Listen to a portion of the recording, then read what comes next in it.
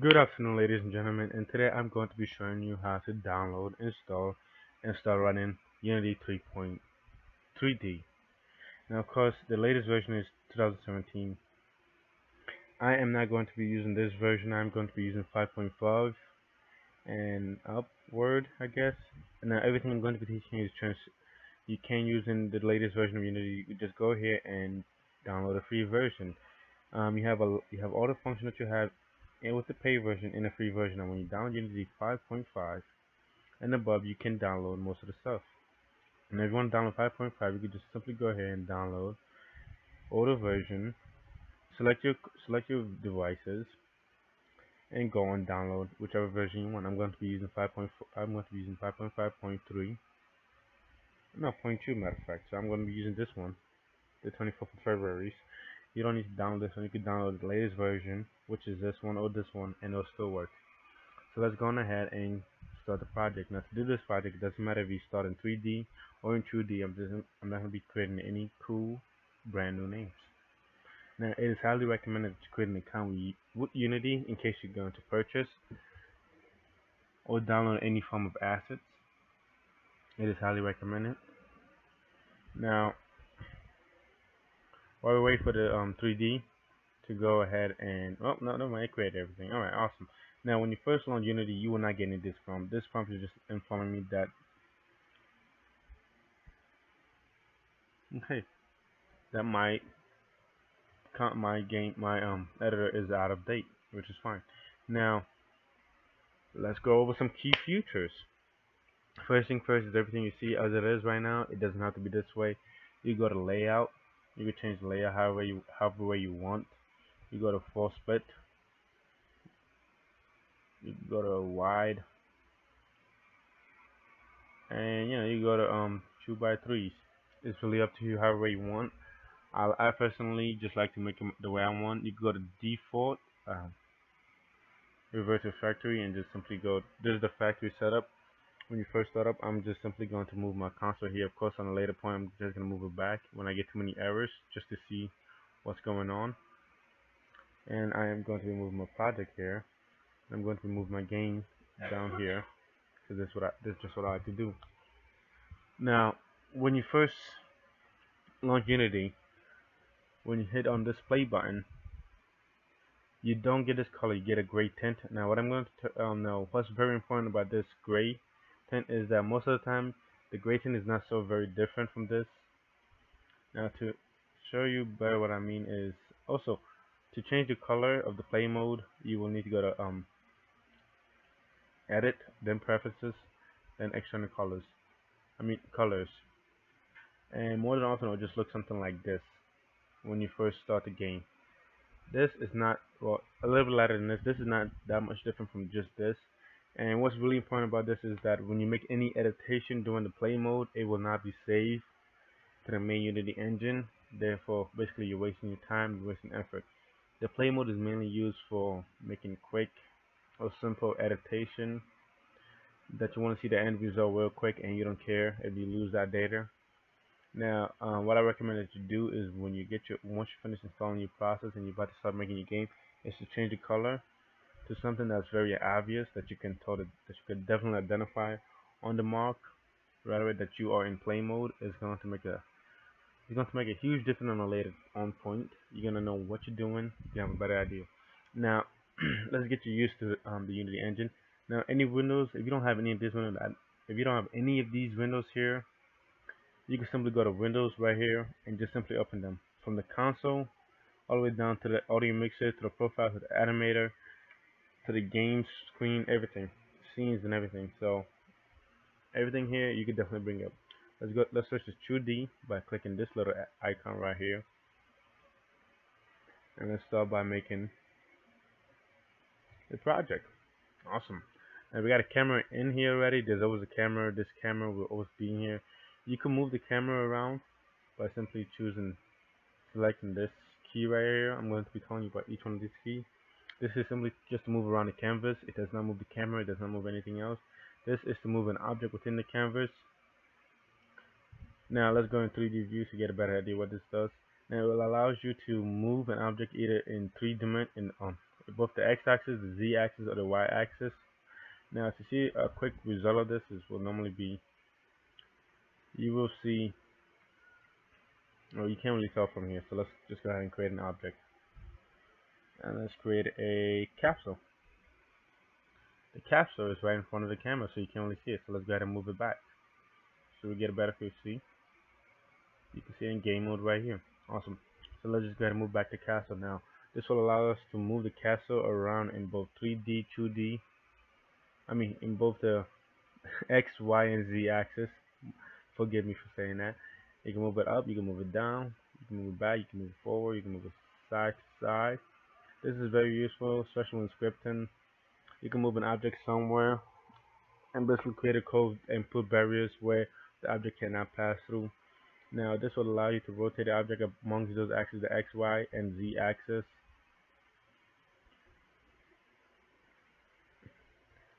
And this will allow you to expand or contract the box either in the X, Y, or Z axis. And this will allow you to do all of the above. This is really the coolest tool right here. You don't really need to click on much else. You can just leave this right here, and you can just go on ahead and do anything and everything. Alright, let's go ahead and turn this as close to normal as possible. And I say look about as close as possible, at least in 2D. Alright, awesome.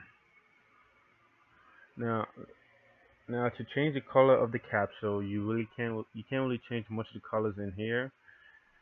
So what we're gonna do is we're gonna go ahead and create a material in the asset area of the game by right clicking here in the square space and go to create, go down to material, and we're gonna go ahead and click on material. We're gonna call this color, and we're just gonna click enter. Now, a cool thing about this, I'm gonna move the console so you get a better view.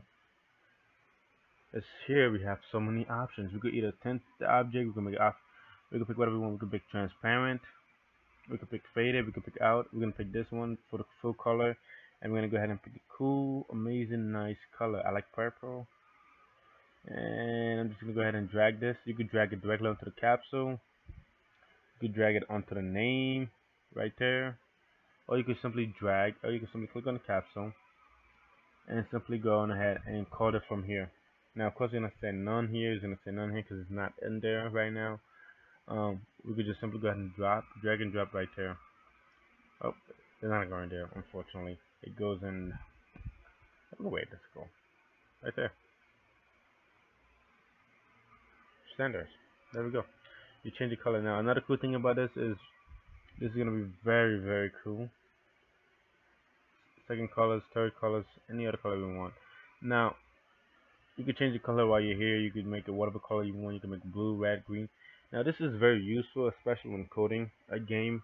Let's say you want to pick let's say we put a cloud over this thing, this sphere, this capsule, and you decide to go ahead and say, you know what? When it hits an object, I wanted to change colors from maybe dark purple to maybe a lighter red, or orange, or yellow. Or you could say, I want the life force or the lifespan of this object to be visually, present. Now you could go ahead and create this using a script. Now we're not going to be doing that right now. We're going to go ahead and create another object in this plain field of events.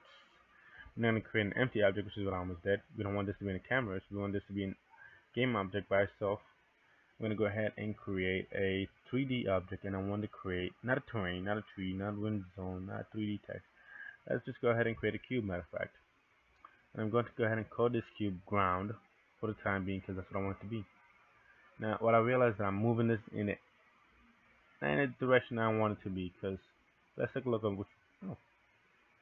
let's go ahead and see if we can rotate this a little bit more to more of what I want it to be. There we go. Let's go ahead and extend it this way. There we go. Now, what we're gonna do is we're gonna go ahead and put this back in 2D. Go ahead and raise this little buddy boy up here a little bit higher. Now, you may be wondering why this is moving together as one uniform piece, and that's because the capsule, and the cube are both in the same field, so they both basically acknowledges the same object. So let's go ahead and drag the cube out. And now when we move this, it should be able to move up by itself, which is perfect, which is what we want. We want to make sure that this is in the view of the camera, so we're going to go ahead and move the camera here. I'll go ahead and move the camera a little bit further back. And we want the camera to be more along, well, as long as you can see it, that's all we want. Now, what we're going to be doing is we're going to be creating this object and giving it more physics. We're going to be giving it physics. Now, I'm looking at this in 2D, so I don't really need 3D physics, so I'm going to use 2D physics. I'm going to go ahead and create a rigid body. That's right, this is a 3D object, my fault. I need to add 3D physics. I'm just going to go ahead and create standard physics, which is fine, it doesn't matter. We're going to create a rigid body, and we're going to go ahead and give it a mass of 1. And we don't need drag, we don't need anything else. And let's see, and we're going to go ahead and give it a collider. And we're going to go ahead and give it a capsule collider. Let's go ahead and take a closer look at this collider right here. While I go ahead and micromanage this to make it the right size. Oopsie daisy. I hate when that happens, you know. And there we go. This is perfect size. Now let's go ahead and see what happened when you have this collider. Let's go ahead and see what happened when we press play now. Now, of course, I just realized I didn't show you what would happen normally when I did press play previously, prior to me pressing play now. So let me just go ahead and remove this collider, as a matter of fact, to show you what happens. Remove component and remove component. Let's press play. As you can see, the object just stays floating up there. There's no changes. But when we add a physics, a rigid body, it starts to fall. Now it has physics, now it has mass, and now it's going to start falling downward. And it's going to continue to fall until we say, nope, this is as far as you can go. Now, normally speaking, when you do a game object, this also is supposed to be able to pass through an object that does not have a collider on it, to be more precise with you.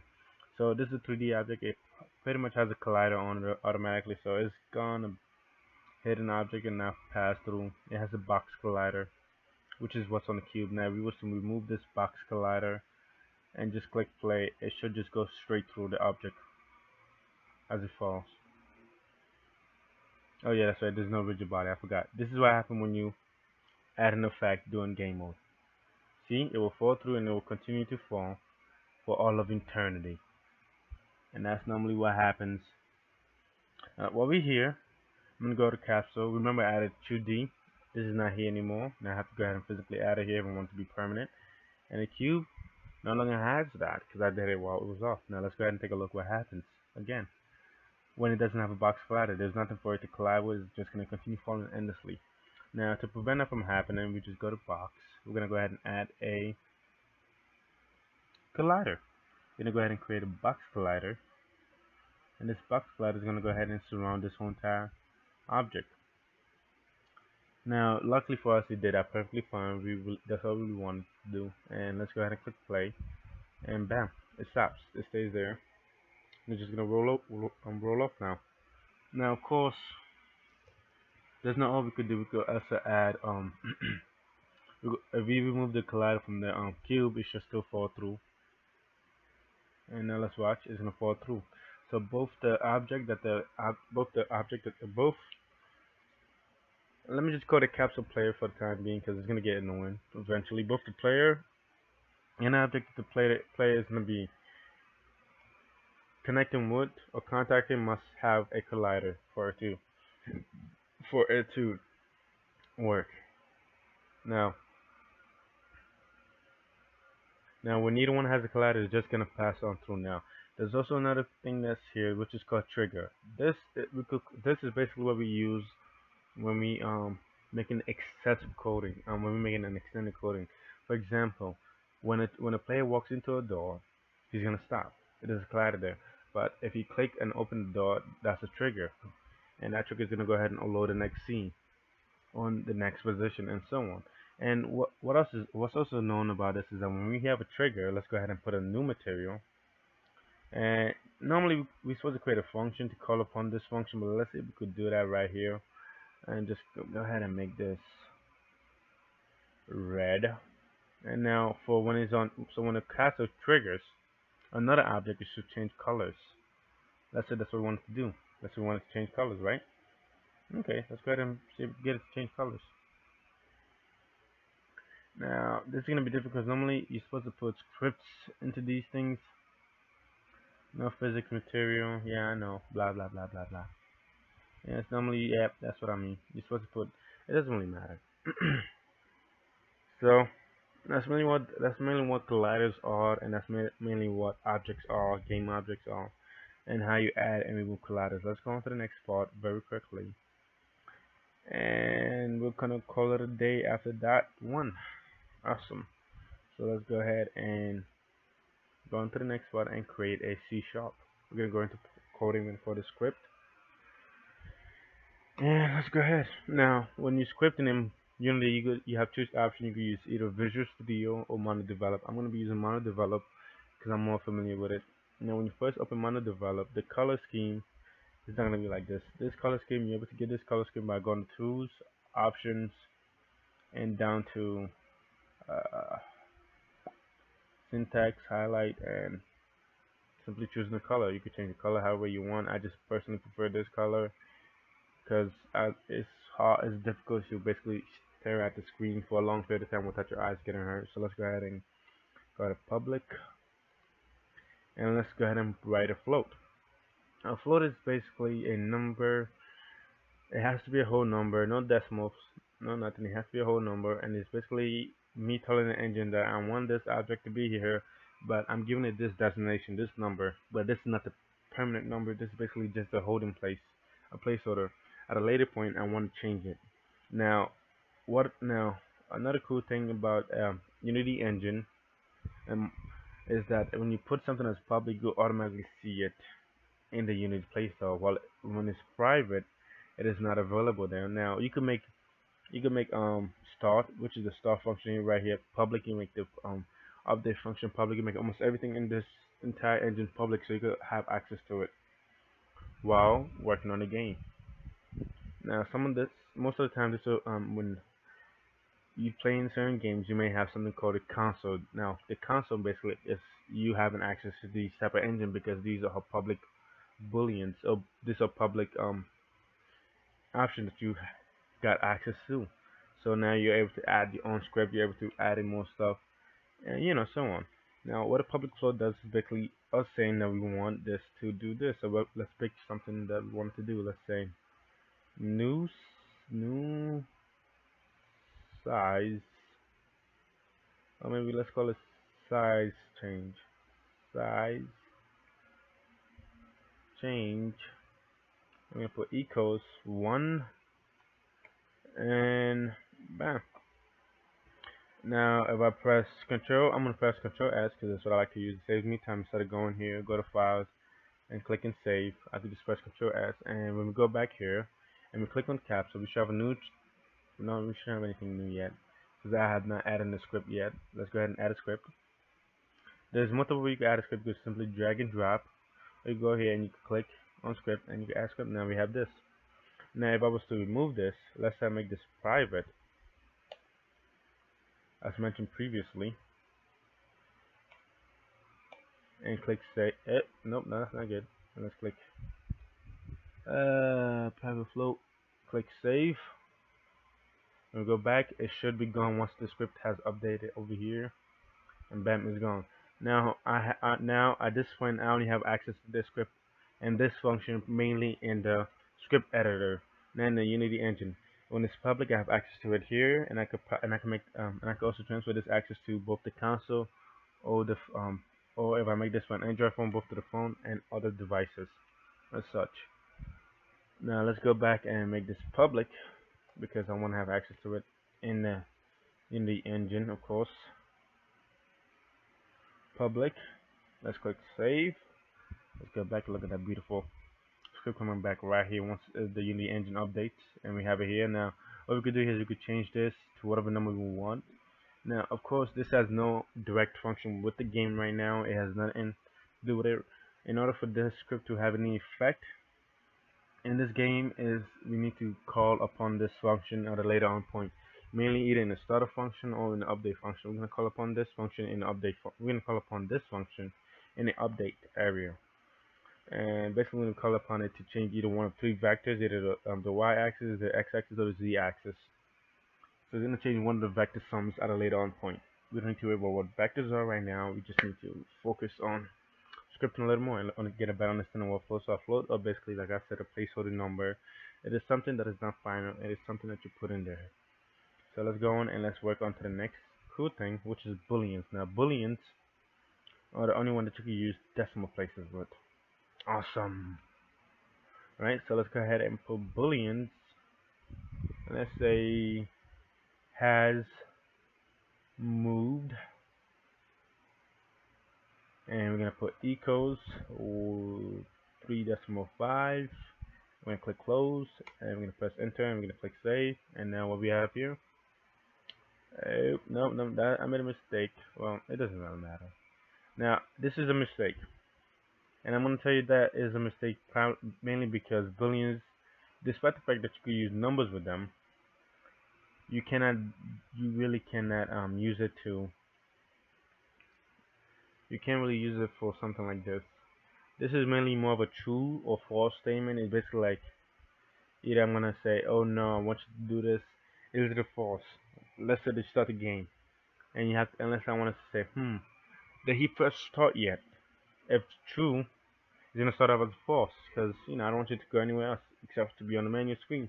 So it's gonna stay as a false. And let's say you decide to go ahead and click the start button. Well, now you go ahead and cool way of doing this is, let me just press save here, and let's go back here, and let's say you go ahead and click on that start button, and I say, okay, yeah, I want the game to say, okay, he pressed start, trigger this, and it goes from false to true. It automatically gets clicked here once you click start, and it'll take you to the next thing. Now, of course, we're going to be making a level manager to handle this for us automatically, but this is just a cool way of giving a simple demonstration. Now, I'm going to be teaching you a little bit more about everything else at a later on point. I'm sorry if not getting a lot of things across. My fault. I'm trying to get a lot of things into one quick video because I only have a limited amount of time to record these and pretty much bring them to you. And I'm doing my utmost. Of course, I'm going to go ahead and extend these sections and probably go more into detail. This is just to see where you guys are. If you have a better understanding, it's perfectly fine. Now let's go on to the next one and let's create a public string. Now, a string is basically allows you to say, oops, misspelled that, string. It allows you to change certain things in the game. Let's say you make a text field, and let's say you want to say one of three things. Now string, you call string function upon again in update or start. Let's say you press start. Let's say the player press start. Okay, he pressed start. Now what? Let's say we want him to do additional steps. Let's say, okay, yeah, he pressed start, but I want him to say, I want to make sure that he's sure. So let's bring up a prompt and automatically change the start to say yes or no, and so on. And basically, strings are basically function that could change something. Let's say you want to change the player's name, and you don't want to go into the editor, the script editor, all the time. So, at every single time that you need to change your name. So instead, you could put a placeholder again. You could put a string and put, let's say this name. We're gonna call this name change. Name change. And basically speaking, let's go ahead and put equals. Let's go ahead and put new name, and let's go ahead and put I'm just gonna go ahead and put hero here from No Game No Life. Well, actually, No Game No Life was Shiro, to be more well, yeah, his name was also Shiro. So yeah, no point in going there. But let's go back to no point in getting sidetracked. My mistake. Let's go back to the name thing. Now this is a placeholder. Now this is the name when I start the game. This is the name that might be called upon. If I put that in the start function, let's say in the start function, I say yada yada yada. I want this to call into this function. I'm gonna put yada yada yada string new name name change, and I'm gonna go ahead and call upon the name. Unless I want to say I want the player to go ahead and pick their own name, just to put it in here. Just toss it in there, and be called whatever you want to be called. I don't care. You have it. I want you to customize your character. I want you to create your own name, create your own character. This is one way of doing it. Now, by putting a placeholder, whenever a player calls in, whenever they start a new game, they could simply go ahead and type in a new name, which will be visible for us here, of course. And let's say we go ahead and change the name from Hero to go ahead and say, I want to call him Sam, maybe. Okay, there we go. Then the player name is Sam. Of course, this does not change in here. It still stays as Hero. So every time you launch the game, it's going to be Hero. So let's say you're playing a single player game, and it's only one time thing, it's only one level. Well, it's going to be called Hero. Unless you, so maybe it's a story mode. Okay, you change it. It could be a permanent change, it could be a temporary change, and so on. Now this is basically the main. This is the main basic thing that we're going to be going over today. We're not going to get any further into scripting for the time being, simply because it's only going to get more advanced and more confusing. Simply get your head around these two right here, get a better understanding of what each one of these do, and we'll go on ahead. Starting next, we're going to go ahead and start calling on each one of these functions as we go on, progresses throughout this course. Thank you for joining me in this quick demonstration of Unity Engine and Unity 3D along with my developer. I'll see you in the next video. Bye.